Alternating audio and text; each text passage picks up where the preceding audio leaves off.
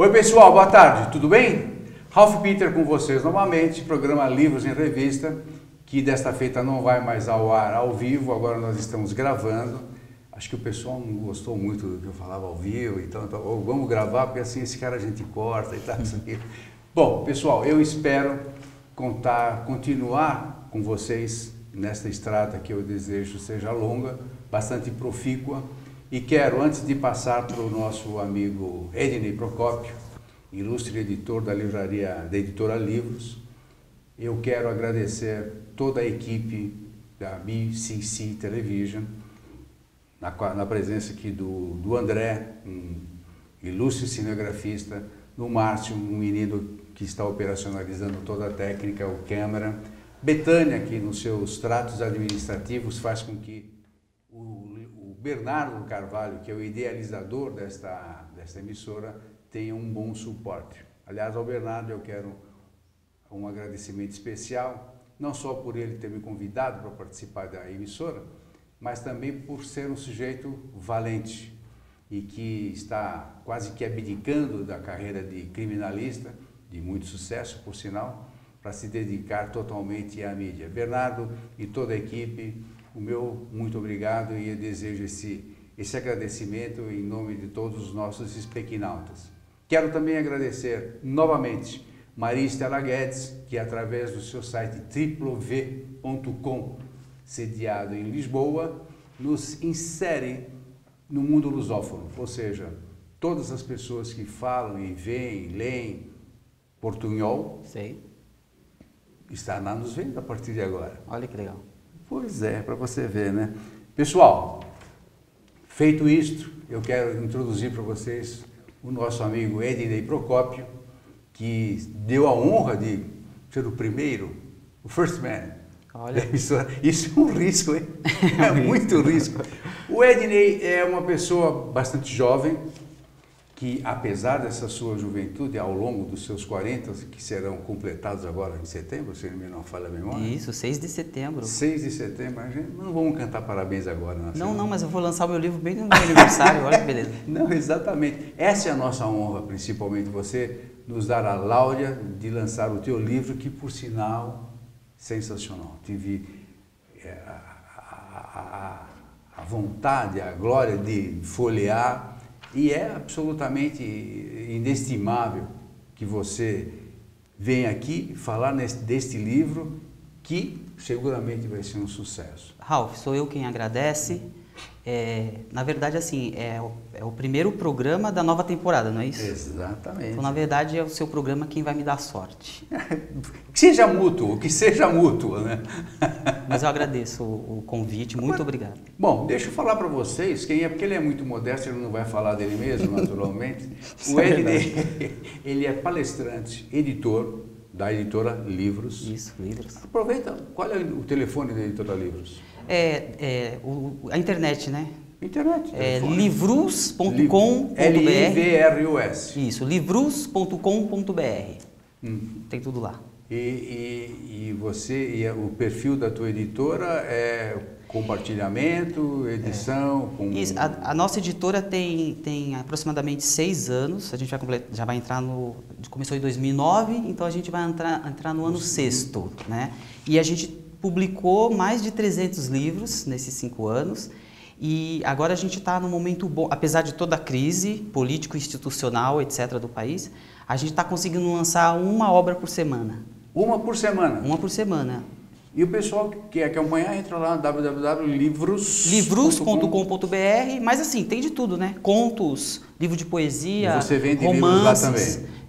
Nós estamos vendendo livros em todas as livrarias online, Amazon, Google Play, Saraiva, etc. Além disso, palestrante, professor, que ele ensina as pessoas a fazerem e a utilizarem as mídias digitais, isso pelo Brasil inteiro. Você especializou-se nisso também, não foi? Agora eu vou estar no Acre no final do mês. Acre? Vai ter uma feira do livro no Acre e aí vai ter uma palestra lá sobre empreendedorismo digital. Mas sobre livro digital, vou ser bem honesto contigo, de um tempo para cá eu parei de falar de livro digital e porque eu não tenho mais tempo de falar de livro digital, eu tenho que ficar fazendo os livros digitais lá da empresa, então... E fala uma coisa, o teu livro Quadri, que seguramente a técnica estará mostrando para os nossos speakinautas. Quadri. Primeiro, achei sensacional. Muito bom. Que legal. A capa é excelente. Você que idealizou a capa também? A ideia, a concepção da logomarca Quadri, porque na verdade é uma logomarca mesmo, ela é do Rafael Victor, que é um grande artista e designer aqui no Brasil. Rafael Victor. Ele faz capa de livros, vai lançar um livro de quadrinhos agora dele mesmo lá na Bienal. E eu confio muito, muito, muito no que ele faz, assim, então, na hora de fazer o logotipo, tinha que ser o Rafael Victor. E de fato acertou, porque é fantástico.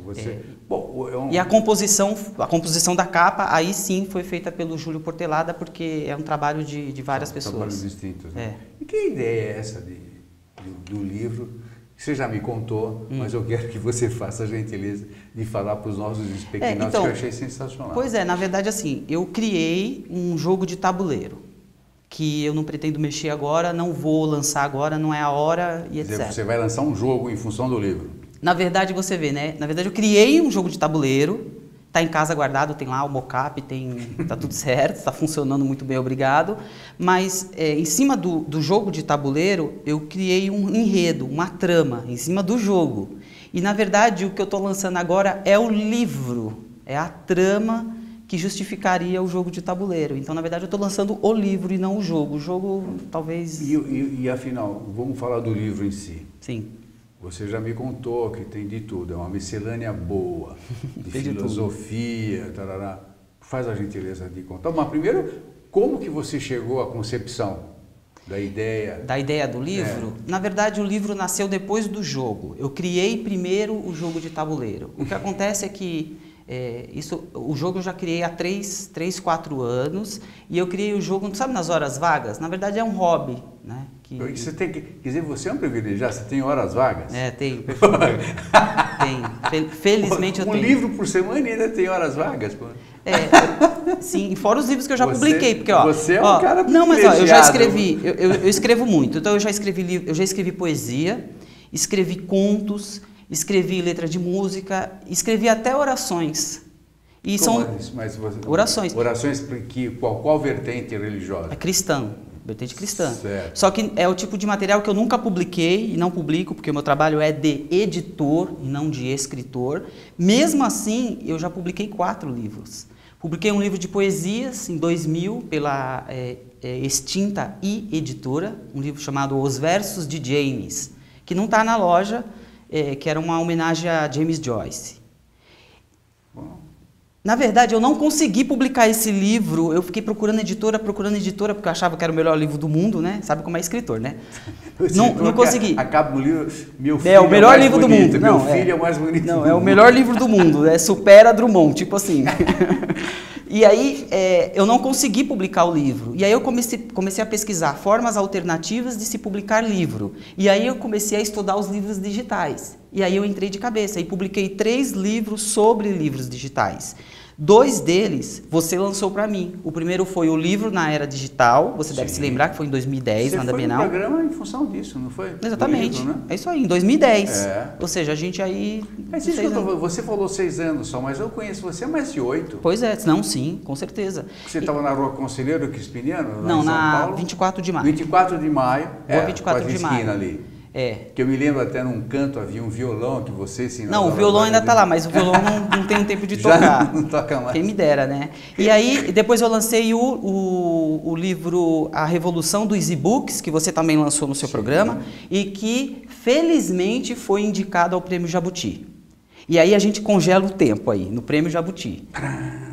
Eu perdi o Prêmio Jabuti e alguém lá que escreve melhor que eu ganhei.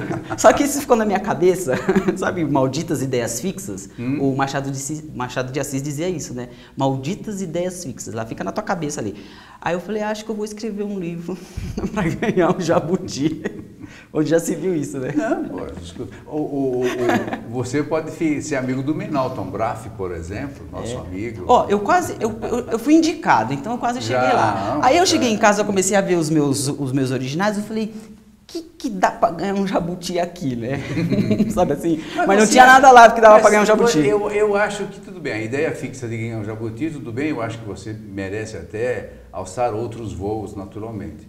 Mas eu acho que eu não sou escritor, acredito que jamais serei. Não tenho este dom, que eu acho um dom.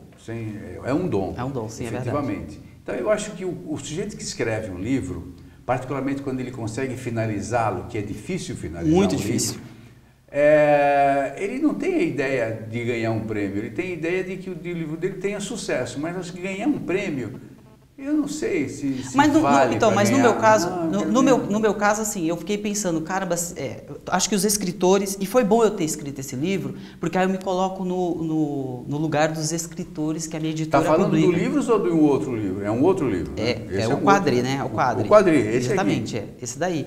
Mas foi legal porque, primeiro, o exercício de você escrever um livro, sim, e o exercício depois de você se colocar no lugar do escritor. Então, é a mesma ansiedade. E o que eu ficava pensando era o seguinte, será que as pessoas vão gostar? É uma pergunta ali impertinente, né?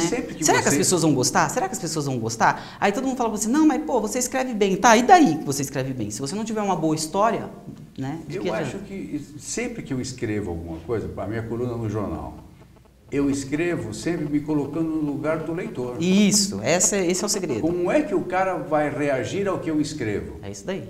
Então, o que eu quero, a reação que eu desejo do leitor da minha coluna semanal é: vou comprar esse livro. Melhor elogio não tem. Concordo contigo. O cara vai comprar o livro, então o cara lê, desculpe, mas o cara lê o livro, lê a coluna na segunda-feira, legal, eu quero esse livro. É isso aí. Pô, é a melhor coisa. Mas você sabe que esse tempo de resenha, de você resenhar uma obra e indicar, tá meio, hoje em dia, né? Hoje em dia é mais rede social, então assim, pessoal, acabei de ler o livro aqui, adorei. Aí todo mundo vai lá e curte e fala, então tá bom. Claro. Se o Ralph Peter está falando que é legal, eu vou ler. Essa ideia. E aí, assim, eu criei o jogo e nasceu a trama do livro. E o livro, ele conta, o livro ele trata da nossa busca. Busca de quê? A jornada da vida, talvez. Eu não sei, porque eu comecei o livro... na filosofia do... eu uso Platão assim até a medula óssea do livro. Platão? Porque eu me apaixonei por Platão, pela filosofia platônica, eu acho, assim, sensacional. Mas você debulhou essa filosofia, não ficou em altos... Não, eu viajei na maionese, sim. Não, eu viajei. Eu pergunto isso pelo seguinte, para saber o perfil do leitor, ou seja, mas qual é o leitor que vai deixar de entender o teu livro? E você menciona Platão, vai entrar Sócrates por aí. Não, veja bem, eu tento entender o Platão, porque o Platão, assim, você tem que meio que entrar dentro ali da coisa da filosofia, isso não é fácil. Mas, como é um livro de literatura fantástica, eu tentei amenizar a filosofia com pancadaria, que é o que a molecada, o que a juventude gosta. Com ação, com dragões soltando labaredas e com magos fazendo magia, esse tipo de coisa. Você me fala qualquer coisa que os magos brigam entre si, como é que é esse negócio? Então, a inspiração dos magos é mais ou menos a seguinte, eu precisava explicar para o meu filho, o Gabriel, ele tem 12 anos, e às vezes ele fica incomodado, ele fala assim, pai, mas é golpe ou não é?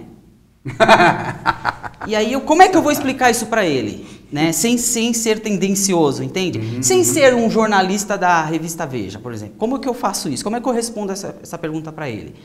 Porque são vários poderes que estão ali se degladiando, né? E não tem o certo e o errado. É uma conjectura, lógico, claro. é um cenário, é um contexto.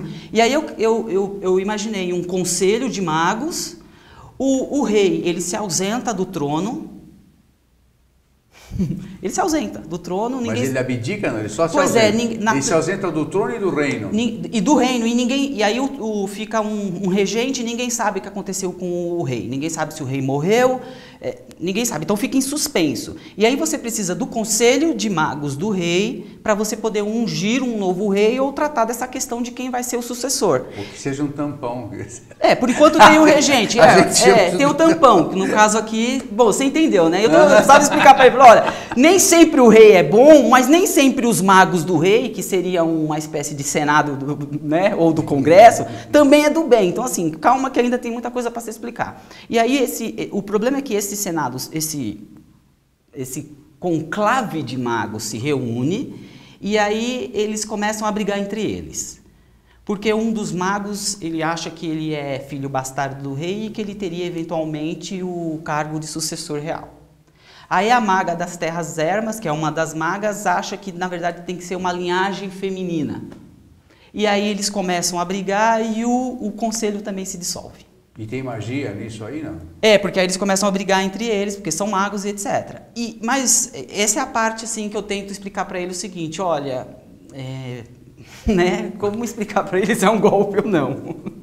Que é muito difícil, né? É uma coisa assim que depende de que prisma, de que lado você está, depende de uma série de fatores aí, até talvez de filosófico ou de vida, né? Tem gente que acredita que seja um golpe. Não, porque... Inclusive no exterior, gente boa. O que eu precisava fazer era fazer com que ele se abstraísse disso e visse isso de longe. Era isso que eu precisava. Compreender essa situação de longe, antes de você tomar uma defesa se o rei sumiu ou não, se ele deve voltar ou não, e se esse conselho de mago o que deve ser feito. Essa é a trama do livro.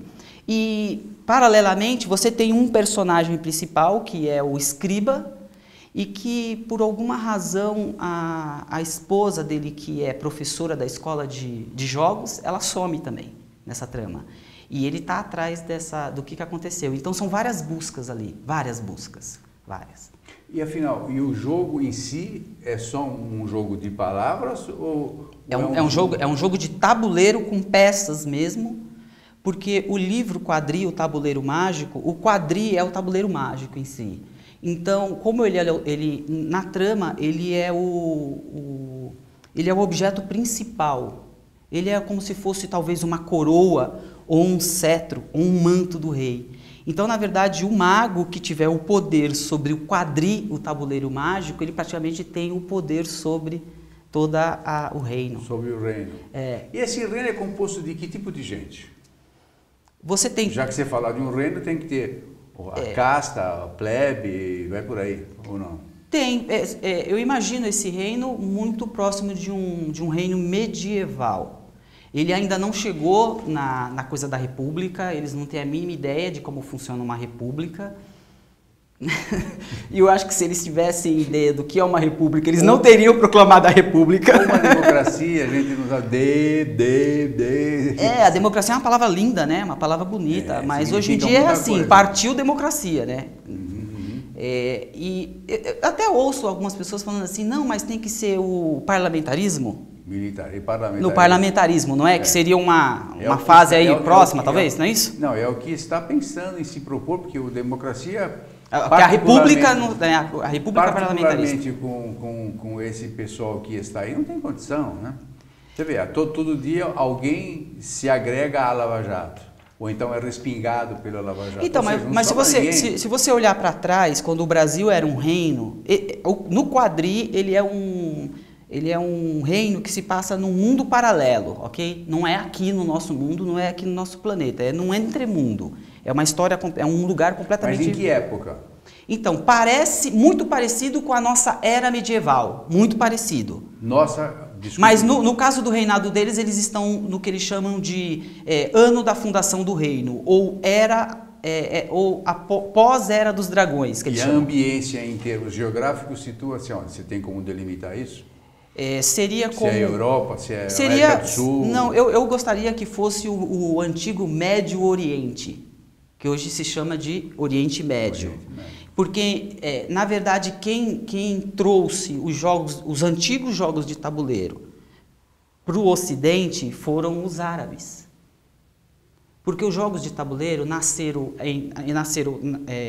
na China, Índia, ali naquele meio ali, do Oriente. Você está falando de quais jogos? Por exemplo, o jogo de xadrez. Um exemplo é o jogo de xadrez. O xadrez, ele não nasceu na Índia. O xadrez, ele teve um antecessor dele, que nasceu na Índia, e aí ele foi trazido provavelmente pelos árabes, foi trazido para o Ocidente por volta de 300 depois de Cristo. Esse tabuleiro ficou incubado no Ocidente e ninguém mexia. Aí teve a Era das Trevas, né? Teve peste negra e etc. Nada aconteceu, nada floresceu, até que chega o Iluminismo ou o Renascimento, sei lá. E aí se descobre esse tabuleiro e ele vira o xadrez no nosso Ocidente, que é o xadrez que a gente conhece.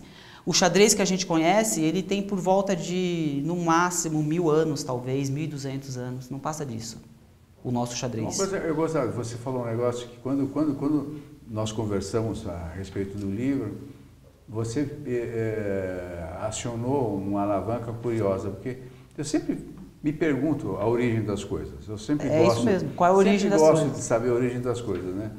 E o gamão é um jogo que eu não conheço, eu não jogo, mas a princípio me parece meio bobinho, porque você joga o dado, mexe a pedrinha e tal, parará. Mas tem que ter um fundamento muito melhor do que esse meu entendimento. No caso, o gamão ele tem a mesma origem do xadrez. E minha ideia foi o seguinte, se você pegar um historiador que vai lá e estuda os jogos de tabuleiro, eles não conseguem saber a origem por uma série de questões. Primeiro, por exemplo, muitos jogos se originaram na China. E aí, quando os historiadores do Ocidente vão até a China tentar, eles não conseguem por causa do problema linguístico. E tem um problema também de investimento em arqueologia para se descobrir a origem dos jogos. Mas só para você ter uma ideia, o xadrez, antes de virar o xadrez ocidental que a gente conhece, ele se chamava chaturanga. Chatur em sânscrito quer dizer 4. Chatur. Aí eu latinizei e coloquei quadri. Então o chatur sânscrito é o quadri latim. Esse chaturanga, o anga é partes. Então chaturanga, 4 partes. Ele é inspirado no exército indiano. Você tinha ali na Índia 300 anos, talvez, antes de Cristo, o Império Maurya. E ali, aquele império, o exército daquele império, ele é dividido em 4 armas. Essas 4 armas eram inspiradas nos 4 elementos que a gente conhece, que Platão ensinou para a gente. Não foi ele quem criou, mas ele está nos livros, que é o terra, fogo, água e ar. Esse jogo chaturanga, dividido em 4 partes, ele é trazido para o Ocidente. Quando ele chega no Ocidente, ele é ocidentalizado. Aí alguém teve a brilhante ideia de dividir entre 2 reinos, já que aqui no Ocidente é tudo assim, vermelho contra azul, né? Não é assim que a gente pensa tudo dualidade, né? Enfim, melhor não entrar nessa... É tudo geminiano, né? Tem que ter 2. É tudo assim, sabe? Você é do vermelho, eu sou do azul. É tudo 2. Aí eles dividiram... mas o xadrez, hoje ele é preto e branco, mas na verdade o original ele não era preto e branco, ele era feito de 4 partes com 4 cores. Bom, quanto tempo levou essa pesquisa tua? 3 anos para escrever o livro, porque foi o que eu te disse, eu criei o jogo e depois criei a trama para justificar o jogo. Você pode criar um jogo sem antes ter... Você foi buscar todos esses elementos teóricos aí. Então, não muito. O que veio primeiro? Então, eu não sei, talvez seja isso que chamam de inspiração. Como saber? O que eu posso te garantir é que na internet é difícil achar esse tipo de coisa. Então, foi uma inspiração que veio. Desculpe, mas todos esses dados que você me deu, que o chaturanga, isso tudo você foi buscar, não tirou da tua cabeça? Então, é complicado, porque... se eu fosse... historiador? Você não foi, você foi um pesquisador. Você foi lá e pesquisou. Pois é. Olha, nos jogos de tabuleiro, a minha ideia foi o seguinte. Quando eu comecei a criar a trama e pesquisar, eu descobri que basicamente os jogos não têm uma origem. Ninguém consegue descobrir quem foi que inventou o cara. E aí me veio a luz. Eu falei assim, tá, e se tivesse um jogo de tabuleiro na antiguidade, isso há 3, 4 mil anos atrás, e esse jogo de tabuleiro primordial desse origem a todos os outros? Porque se você pegar os filmes de Ron, esses caras todos aí, você vê que quando tem uma reunião de homens, eles estão jogando alguma coisa, ou pedrinhas, Pode ver, todos esses filmes da Roma antiga, sim. eles estão sempre jogando alguma coisa. Sim, sim. Quer dizer, No caso de Roma era o Petea, no caso do Egito é o Senet, tem o gamão que você falou, no caso do Ocidente é o xadrez, mas se você for ver em todas, no caso da China é o Go. Go, isso mesmo. No caso do Japão tem o Mahjong. E o mais interessante, assim, o mais absurdo de tudo isso é que se você pesquisar, claro que você vai precisar ler um pouco de Pitágoras, tá? Para poder você chegar nessa conclusão. Eu tive que ler Pitágoras. Mas, não corre o risco de você ficar um livro muito elitista e pouco... Corre sim. Mas eu acho, sabe, Ralph, que a gente tem que elevar um pouco o nível da conversa. Eu, por exemplo, até a gente está em agosto, até o início de agosto eu não tinha conta no Facebook. Não tinha. Quem criou a conta no Facebook para mim foi a minha sobrinha. Você vê o quanto eu sou, tipo, não quero nem saber disso daí. E aí eu entrei no Facebook e assim, me causou um constrangimento quando eu entrei. Não faz 20 dias que eu estou no Facebook. É mesmo? E o constrangimento veio do fato de que metade dos meus colegas são contra alguma coisa e a outra metade são a favor de alguma coisa. Então eu entrei e falei... Mas não é bom isso? Não é bom isso? Eu acho que filosoficamente... Não pode ter unanimidade. Não, porque eu já diria Caetano Veloso, a unanimidade é burra. Mas eu não me refiro a isso não, porque você está certo, para a gente poder... Tem que ter realmente um embate. Né? Pô, lógico. Eu concordo com você. Só que eu vi outra coisa, eu vi um mundo assim que eu não estava acostumado. Mas agora eu já estou me acostumando, porque... O controverso, está com a controvérsia. Se fosse só controvérsia, tudo bem, mas eu vi gente mal educada, eu vi gente xingando. Mas aí você vai filtrando, deixa a natureza filtrar. Não liga não. Tem lá um lugar onde você configura o Facebook, aí tem... Mas o que eu falo filtrar é o seguinte, a ligação dessas pessoas com você e você com essas pessoas. A gente não, mas eu sou honesto com eles, eu disse a eles, olha, eu só estou aqui para divulgar meu livro. Ponto e basta. Ponto e basta. Mas assim, ficou realmente over 400 páginas, então... Bom, então o público, o leitor pode e deve esperar uma literatura de alto nível, com bons ensinamentos e um belo deleite. Eu posso dizer que tem o Platão lá, então assim, tem o mestre Platão lá, então eu acho que... Tem o mestre Platão lá e o Ednei aqui. Vai ser o pré-lançamento, vai ser na Bienal do Livro. Dá todos os dados, por gentileza. Pois é, a Bienal do Livro começa agora no final de agosto e pega um pedacinho de setembro. E você vai estar em qual estande? Estande da Selecta Livros, que fica na rua G. G de Gato. Dos dias 3 e 4 de setembro. É o pré-lançamento. Você vai estar autografando. Isso. E o lançamento oficial na Livraria Martins Fontes, da Avenida Paulista. Que dia? Dia 1 de outubro. A Livraria Martins Fontes, você sabe, é a livraria mais charmosa de São Paulo. Eu vou falar. Você gostou do meu gerúndio? Você vai estar autografando lá? Eu vou estar também? autografando lá. Eu pensei que você fosse perceber. Eu vou estar autografando. Eles perceberam com toda certeza. Meu caro, infelizmente o nosso time is over. Pelo amor, pô, pelo amor. Eu queria ficar aqui o dia todo. Já Elvis, olha, os meus filhos. Gratidão por você ter me convidado. Você é que honrou o espaço. Eu tenho certeza que o seu programa vai me dar sorte. Se não virar best-seller, eu ganho o Jabuti. Pelo menos isso? Pelo menos isso, né, pô? Não precisa ficar rico. Ganho o Jabuti. A gente divide a graninha numa boa. Se eu ganhar o Jabuti, eu mando pra você o prêmiozinho. Meu caro, muito obrigado mesmo. Uma honra. Muitas felicidades, que você e a tua editora floresçam cada vez mais e que você continue nessa linda trajetória de sucesso. Tá, e eu espero o mesmo, eu desejo o mesmo pro teu programa. Muito obrigado. Tá bom? Espero que o seu programa Estou dure aí precisando mais... de bons fluidos mesmo. Não, olha, se depender dos meus guias espirituais, o senhor Muito obrigado, terá. eu estou sentindo.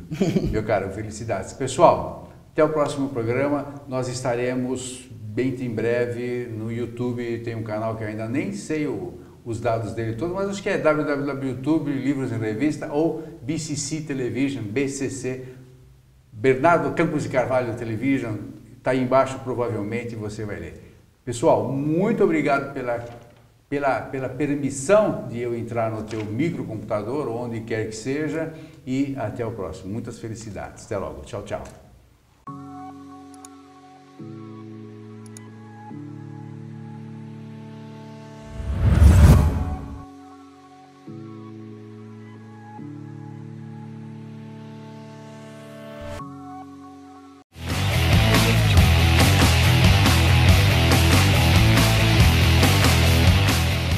Programa Frente a Frente com Bernardo. Assista aqui na TV aberta todas as quintas-feiras a partir das 18 horas. TV Aberta São Paulo, a emissora comunitária da maior cidade do Brasil. Olá, meus caros amigos, internautas e telespectadores. Dia 1º de setembro, estreia da BCC TV, um canal cheio de notícias, novidades, entretenimento e tudo mais que você precisa para estar informado. Quer um conselho? Não perca e depois não diga que não foi avisado. Visite o nosso site bcctelevision.com. Até lá!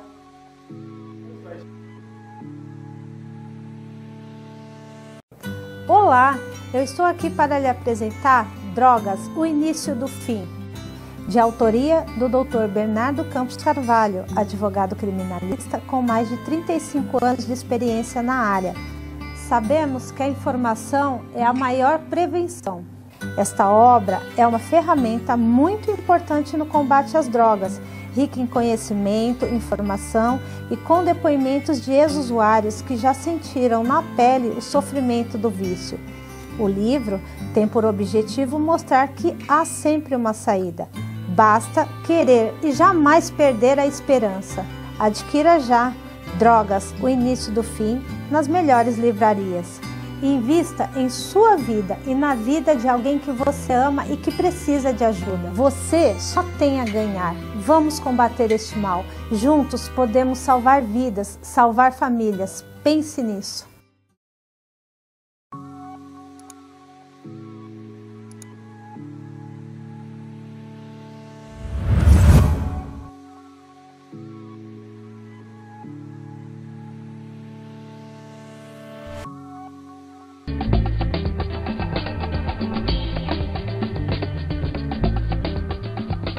Oi pessoal, boa tarde, tudo bem? Ralph Peter com vocês novamente, mais uma vez, programa Livros em Revista, que irá ao ar agora pela TV BCC Television, ou BCC Television, que é obra de uma arquitetura mental meio maluca de uma pessoa chamada Bernardo Carvalho, um criminalista, e que resolveu enfrentar esta atividade midiática que a muitos perturba e muitos pensam que é uma coisa muito fácil e nós aqui no dia a dia estamos percebendo que não é.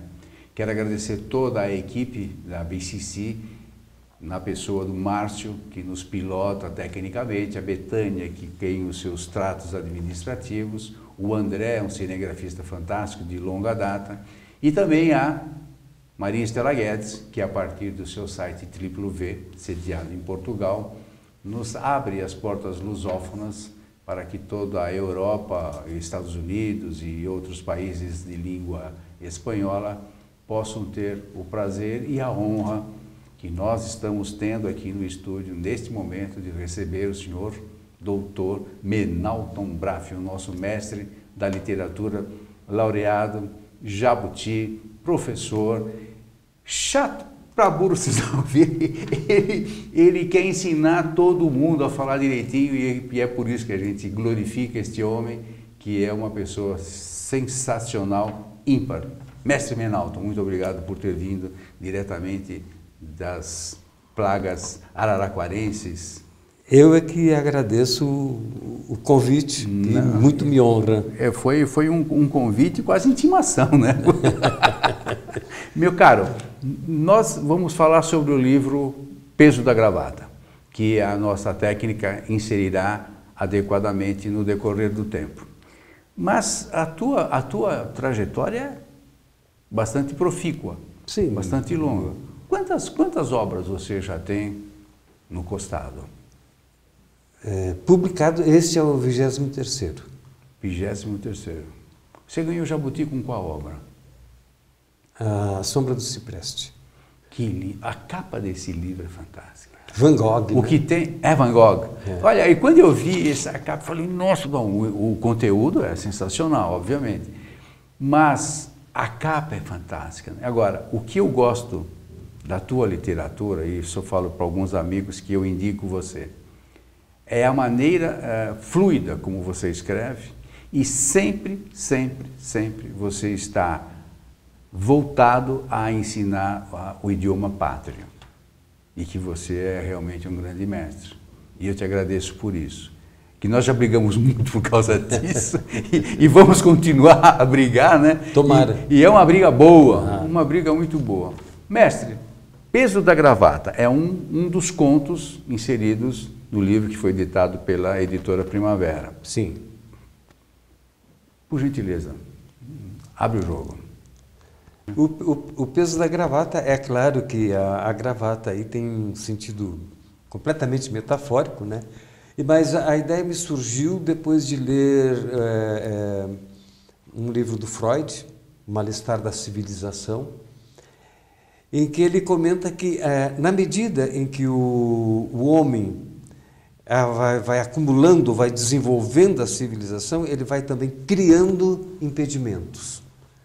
Quanto mais civilizado é o ser humano, mais proibições ele sofre na vida. Não, se a gente fizer uma comparação entre o que pode fazer um índio lá no meio da floresta, ele pode se pôr a gritar, a berrar, fazer o que quiser lá, e um de nós chegar no meio ali da rua direita e começar a gritar e fazer a mesma coisa. Maluco. Maluco. Ou seja, a gente cria a vida social, quanto mais complexa, mais ela cria impedimentos, mais ela cria proibições. Tolhe a liberdade. Tolhe a liberdade. Então, quanto mais civilizado, menos livre é. Ora, isto acaba gerando um certo cansaço. Então, a origem de muitas das neuroses que... Bom, quem não é neurótico hoje? Eu? Eu sou bom. E uma das origens dessa neurose, que hoje é praticamente universal, é exatamente isso, é a civilização. E é isso que o Freud diz lá no Mal-Estar da Civilização. Claro que não é só isso, é muito mais do que isso. Mas eu peguei este viés porque isso aí me cabia num conto. Então, um conto em que um homem muito ocupado, um executivo muito ativo, ele não tem mais tempo para nada, tudo é dentro da agenda dele, forçado de dentro da agenda dele, chega uma hora que ele surta. E aí eu não vou contar, porque senão você não vai querer ler. Eu já li, felizmente. Agora, desse como você tem quantos contos tem lá? Tem uns 15 contos. 18. 18 contos. Esse O Peso da Gravata, particularmente, tem uma cena que você, da maneira como você escreve, você relata a cena, a gente vê o cara subindo na estátua, dançando. Contou isso, a história. Mas conta. Então vou deixar de contar a história. Ele vai passando por uma avenida, tem um gramado imenso. Eu estava pensando no Rio de Janeiro. Certo. Ali, Flamengo, mais ou menos por Aterro ali, aquele isso, lá, tem aquele, por ali, aquele aclive ali. E de repente, assim, no meio de um gramado daqueles lá, ele para o carro na avenida e sai caminhando e tirando. Vai tirando a roupa. Paletó, vai striptizando. Vai. A gravata, que pesa, né? Até tirar toda a roupa. Aí ele sobe no pedestal de uma estátua de uma índia, de bronze, nua. Quer dizer, o contraste aí, né? Do ser civilizado e o ser ainda em puro ali, estado natural, né? A Índia. Mas aí, nesta conciliação entre os dois, ele tira a Índia de cima do pedestal, os dois saem valsando pela avenida, abraçados, dançando pela avenida.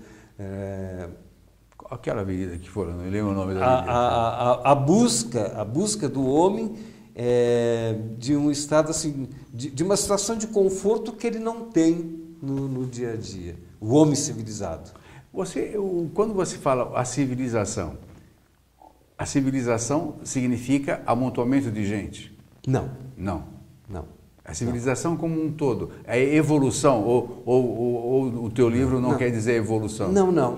Civilização no sentido mais apropriado do termo, que eu acho que é usufruto dos bens criados, bens tecnológicos, todos os bens que foram, através dos milênios, foram criados pelo ser humano, pelas invenções. Mas, além disto, alguma coisa de comportamental. O homem civilizado é um homem que pede licença, que agradece, que é gentil, que não pisa em cima do pé do outro. Esse é o ser civilizado. É o ser que aprendeu a viver em conjunto com outras pessoas. Faz parte da civilização. Você falando, o cara que pede licença e tal. Você vai a cinema? Sim, vou. Já sentou ao teu lado um cara com um saquinho de pipoca? Não, que coisa horrível. Que imbecilidade, que falta de educação. E fica aquele barulhinho de papel o tempo todo, coisa mais irritante. Pois é, eu pensei que eu fosse o único chato na face da terra. É incrível, quando chega alguém do lado, eu fico pensando, será que vai ter pipoca? Eu mudo de lugar. Será que vai ter pipoca? Não, mas hoje os cinemas, a maioria dos cinemas estão todos com um lugar numerado, marcado já e tal, não tem jeito. Aí é um desastre. Não tem jeito. Acaba com o filme, acaba com o bem-estar. Você sabe que, em parte, eu consegui fazer um trabalho de isolamento. Domingo passado aconteceu isso. Sentou-se um casal, também idosos, né? E eu fiz, já é a terceira vez que acontece isso. Eu finjo que não está acontecendo. Eu tento me abstrair. Aí eu fico focado na tela e tal. Ouço ao longe, mas está aqui do meu lado. E o cara que entra com mochila no metrô, ele não sabe que ele não sabe que vale por dois. Pô. Bom, vamos falar do teu livro. Não, mas esses são os lances da civilização. Sim, são os lances da civilização. Aí é que está. Como nós vivemos em grandes conjuntos, eu tenho que me lembrar que isso é mais do que óbvio, isso é mais do que badalado, todo mundo sabe disso, que meu direito termina. Sim. Onde começa a ter o direito do outro, quem é que não sabe disso? É óbvio. Mas tem gente que não aprendeu isso. O óbvio, às vezes, não é tão claro. Pois é. Mas aí não é um lance de berço, Menalton? É um lance de berço. Sim, eu falo para os meus netos, olha, você não pode fazer isso, você não pode fazer aquilo. Se você não fala para os teus, serão diferentes no decorrer da vida. Claro. É o cara que senta no lugar do idoso, o magérrimo que senta no lugar do obeso. Sim. E vai por aí. Bom, vamos voltar ao livro? Vamos voltar ao livro? Você está num boteco aqui, o que é? Qual outro conto do teu livro que você gostaria de mencionar? E existe algum deles em que você se identifica, esse aqui sou eu?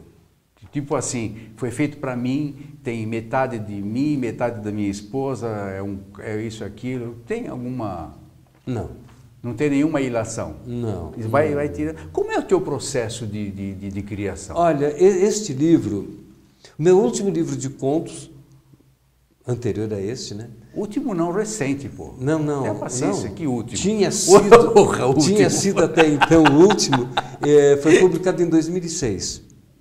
Porra, o último. Estão em 16, você já publicou mais uns 4 ou 5? O último tinha sido publicado em 2006. Ah, bom, da época, o último da época. E durante 10 anos, eu fui escrevendo contos. E não editou mais?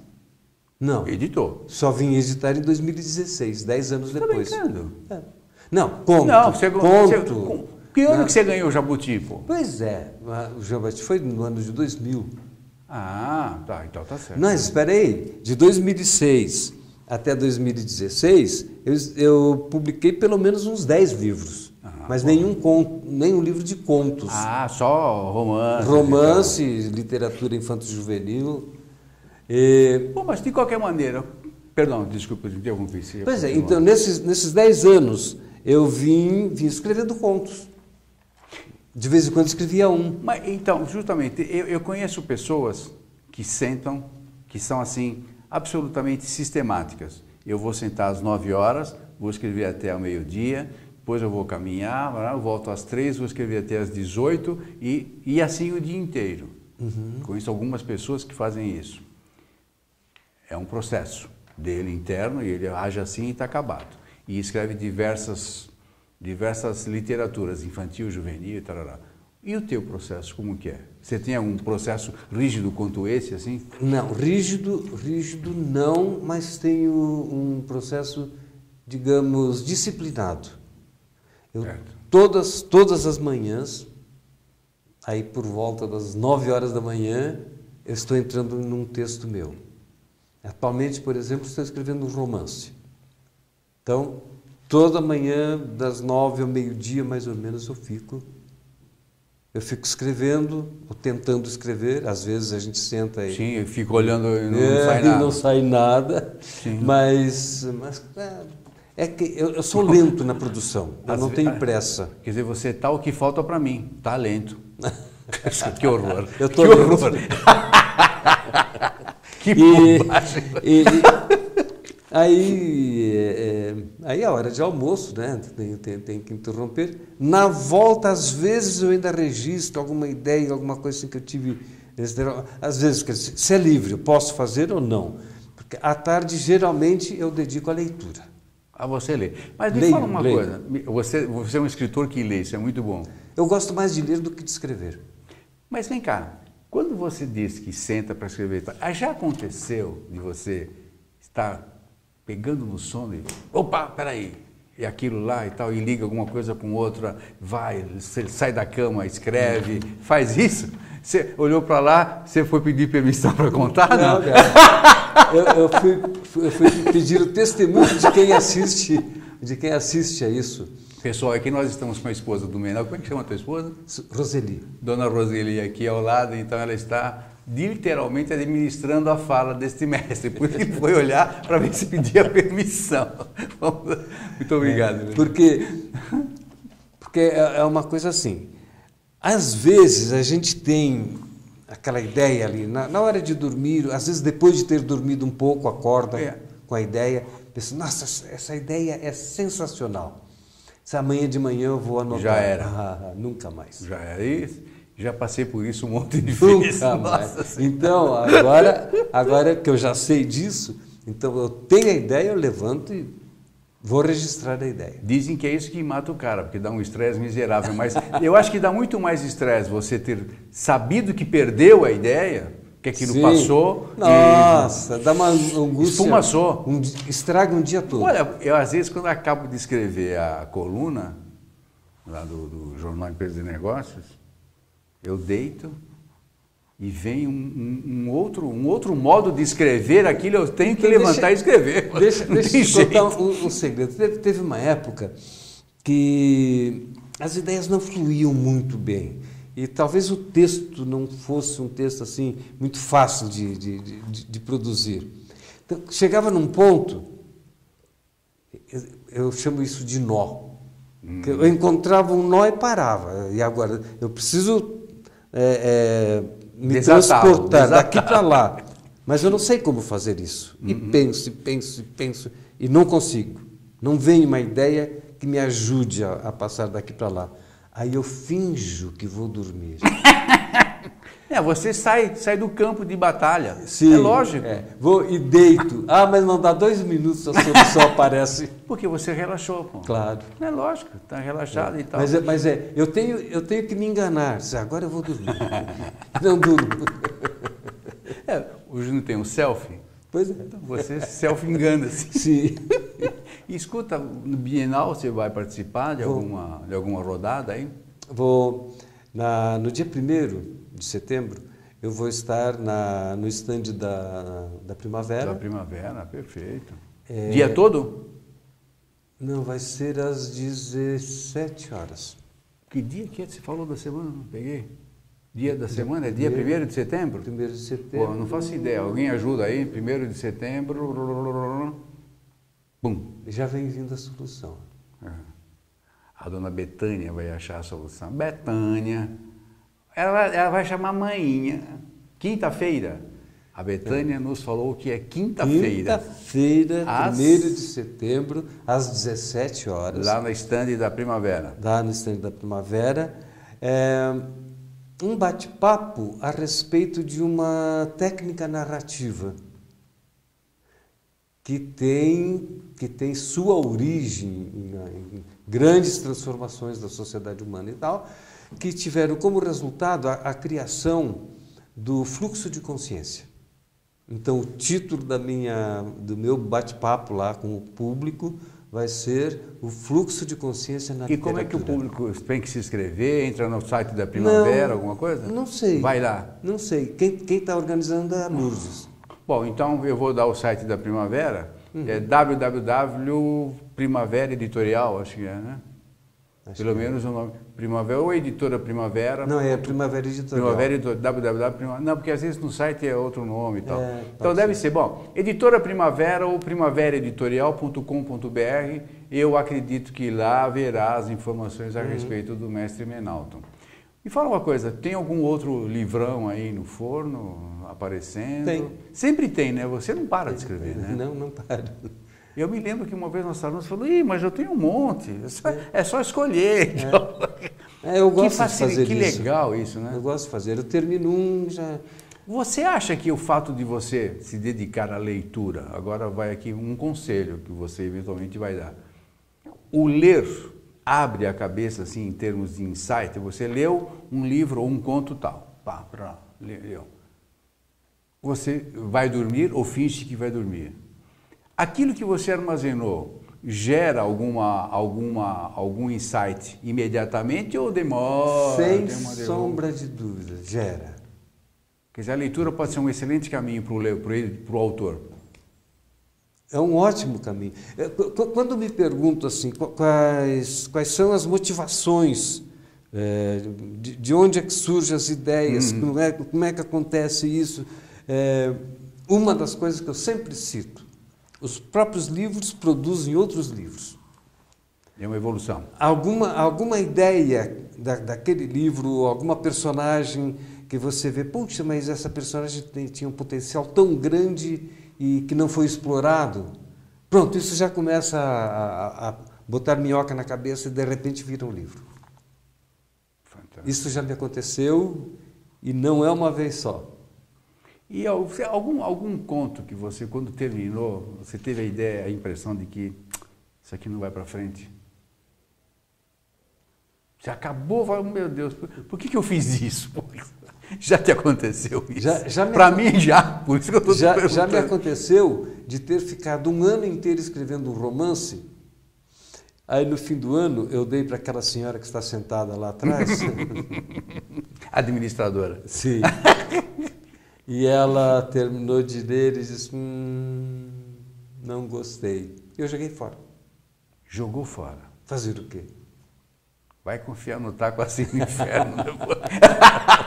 E ela estava certa ou errada? Estava certa. Foi tão ruim assim? Você sabe que teve não era tão ruim, era fraco. Mas você sabe que teve uma música, Asa Branca, lembra dela? Mas é claro. O Rei do Baião. Quando olhei a terra ardendo na noite, na fogueira de São João. Ele mandou jogar fora aquela música, ele não queria mais. Tiveram que fazer um trabalho muito grande para ele gravar. Ele não queria gravar a música, deu no que deu. Quem sabe que você não perdeu um best-seller aí. Manda essa administradora embora. Ela está aqui, não pode falar, desculpa. Foi força de expressão dizer que eu joguei fora. Porque o que eu fiz? Eu me baseei em algumas partes daquele lá e reescrevi todo o romance. Era isso que eu ia te falar, você jogou fora, você abdicou dele, mas sempre tem alguma coisa de positivo, sempre né? tem, alguma coisa que presta, que está no meio. Você é um observador, obviamente, do existencialismo e tal, tanto que o Peso da Gravata, você pode dizer que é um conto quase que existencialista e tal, vai para o estresse, vai por aí. Sim. Você, Avenida Paulista, quando você vem para cá, você se hospeda na Avenida Paulista.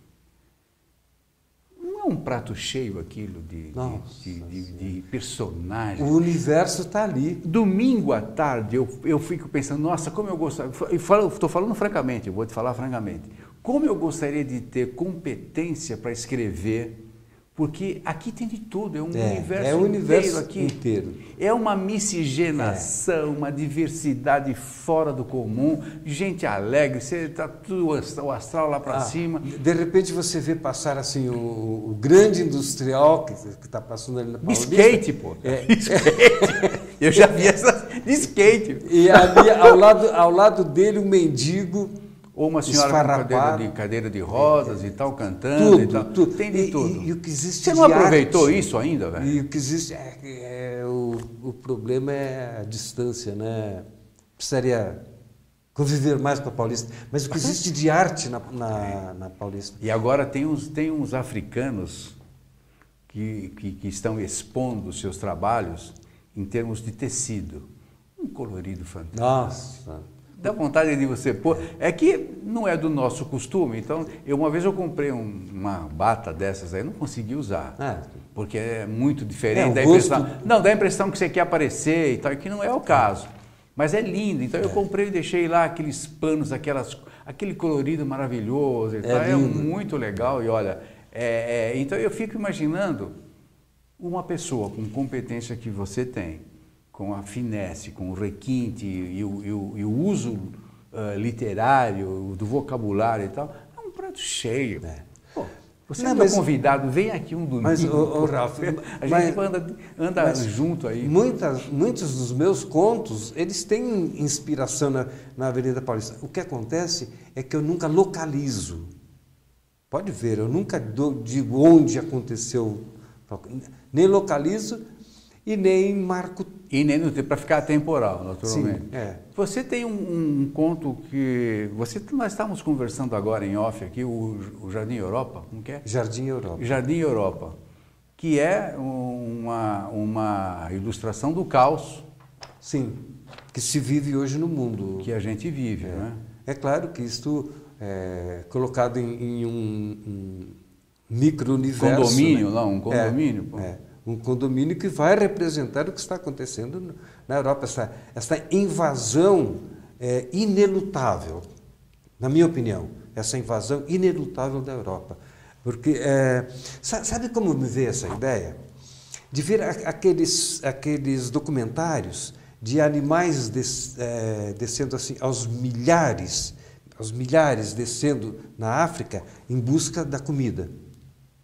Parou de chover numa região, os búfalos não têm mais o capim verde para comer, eles saem correndo aos milhares, atravessam rios e morrem, as piranhas comem alguns e eles continuam correndo até encontrar comida outra vez. Todo ser vivo é capaz de se matar para sobreviver. Todo ser vivo, inclusive o ser humano. O que está acontecendo?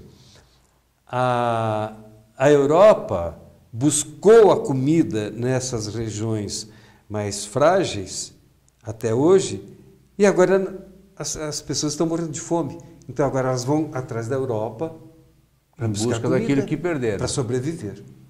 É o retorno, né? Agora chegou a nossa vez de ir buscar. Vocês vieram aqui buscar o que a gente comia. Agora a gente vai atrás de vocês. E é incrível, comer. E é incrível quando o ser humano se mostra a nu quando lhe está faltando alguma coisa, né? Perde a finesse, perde a delicadeza. Aquele documentário sobre o nazismo, tem um monte de lixo e os judeus estão lá presos, um monte de lixo, e tem um rapaz muito magro, esquálido, esquelético, que ele está tentando encontrar alguma coisa para comer naquele monte de lixo. Os guardas da Gestapo, sei lá, da polícia alemã, vão lá e sentam a borracha nele, mas ele nem olha para trás. Ele está atrás de comida, ele nem olha para trás. Não importa o que aconteça. Leva a bordoada de todo jeito e continua do mesmo jeito fuçando lá, atrás de comida. É o retrato humano da degradação. Né? qualquer ser humano se animaliza numa hora dessas, quando falta o essencial para sobreviver. Particularmente a comida, né? Particularmente comida. Dinheiro, isso mesmo. Mas faltou água e comida, tchau. Ninguém come dinheiro. Faltou água e comida, até logo. Né? Aí acabou. Meu caro, infelizmente, já o papinho, aqui pelo menos depois ele vai continuar naturalmente. Eu tenho essa sorte, vocês não têm, eu vou continuar com ele, desde que a administradora permita, naturalmente.